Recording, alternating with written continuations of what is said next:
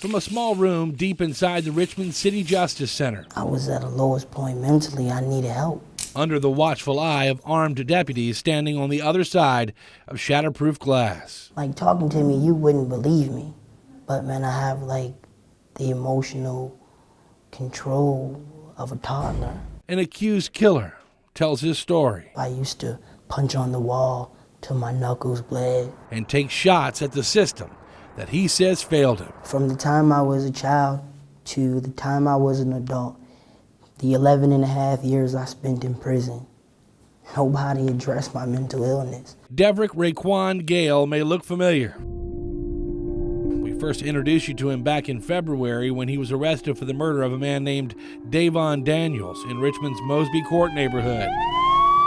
While exploring his lengthy criminal history, we learned that Gail had just been released from federal prison a few months before the shooting. But the real revelation came when we searched his federal case file and found that about 3 years prior to his release, Gail had sent a handwritten letter to a judge in Richmond. Dear Honorable Judge E. Payne. Gail wrote that 7 years behind bars had left him mentally, physically, emotionally, and spiritually exhausted. Anger, aggression, and violence all seem to be reoccurring themes in my emotionally imbalanced life. Calling himself a threat to society, Gail requested to be transferred from prison to an inpatient mental health facility for the remainder of his sentence. Without psychiatric treatment, Gail wrote, he was worried he might hurt someone after his eventual release. Gail says he can still remember penning this plea for help from solitary confinement. And I've been involved in a lot of fights. At the time I had wrote the judge, in the feds, within 3 years, I had been in 15 physical altercations with inmates and with the cops. 2 months later, he received a response from Judge Payne, who wrote that he no longer had the authority to alter or amend Gail's sentence. Gail served out the remainder of his term and was released from the penitentiary in June of 2017. Family members say he was a changed man. I heard the gunshot, says his body slipped and fell. But not for the better. He wasn't the same. Nobody could really talk to him. Cornelia Gail was 15 years old when she gave birth to her son, who she calls Quan. And for the vast majority of his 30 years, she's been the only parental figure in his life. That's because just weeks after Quan's second birthday, his father was sentenced to 20 years in prison for murder. Just 17 years old at the time, Rodney Dominique Whitaker was convicted of shooting and killing his own mother's boyfriend. I tried to go see him and take Quan a couple of times, but he would always deny the visits. For the first few years of his life, Cornelia Gail raised her son in the same Mosby Court housing complex where she had grown up. It was, and still is, one of the city's most dangerous neighborhoods. And Quan Gail says that having a severe skin problem made life there tough. Having kids tease me,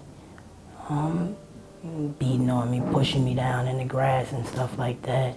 I think that's probably where my issues probably started. His mother says she didn't want her son to become another victim of the project, so she moved them to New York. Quan was just in elementary school, but he became more aggressive and began to regularly get into fights with other children and have violent outbursts in the classroom. I never knew how to label it. We just thought he was bad. Eventually, his mother grew so concerned she took Quan back to Central Virginia. My whole thing was always just trying to protect him and keep him out of prison. That's why I moved so much. But as we know, Quan Gail did end up in prison.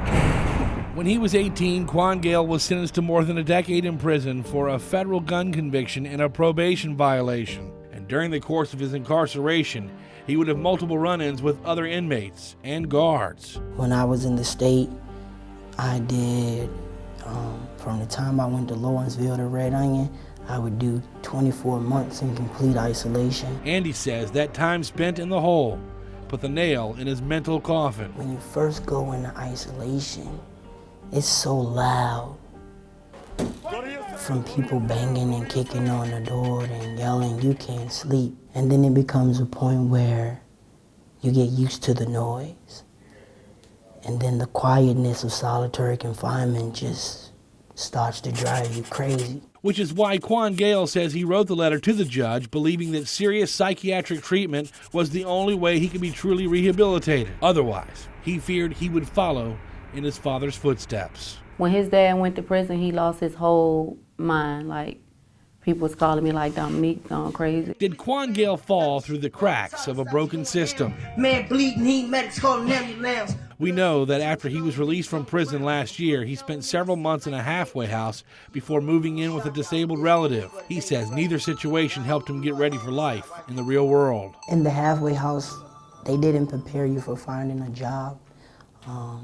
They don't have any real resources to help you get your life back on track. And his family was worried. I talked to his PO and told him that Quan was exhibiting behavior that none of us was used to, and a couple of the family members was a little nervous because they say he was paranoid, thinking somebody was going to do something to him. Then in December, Gail missed a court-ordered mental health assessment. It's unknown what kind of red flags that raised at the time, but less than a week later, police say he killed Devon Daniels in Mosby Court, the neighborhood his mother had tried to get him away from all those years ago. It's like sometimes you get to a point where you like, I'm just leaving, I'm not fighting this no more. Cornelia Gale says she did the best she could, but she says our system needs to be better. She says prisons should drastically reduce the usage of solitary confinement as punishment, and she'd like to see better training for the police officers who first respond to mental health calls. Because those situations turn ugly when it should be just a mental health problem of getting a child in the hospital, getting them the help they need,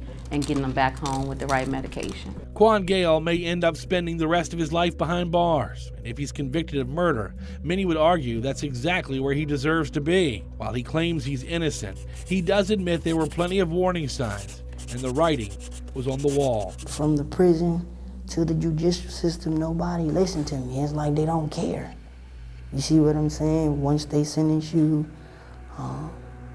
it's over. Quan Gail is set to go on trial in October. During his most recent court appearance, he had an outburst telling the judge he was not pleased with his court-appointed attorney, saying she tried to get him to sign off on a 30-year plea agreement. Working for you outside the John Marshall Courthouse in downtown Richmond, John Burkett, CBS 6 News.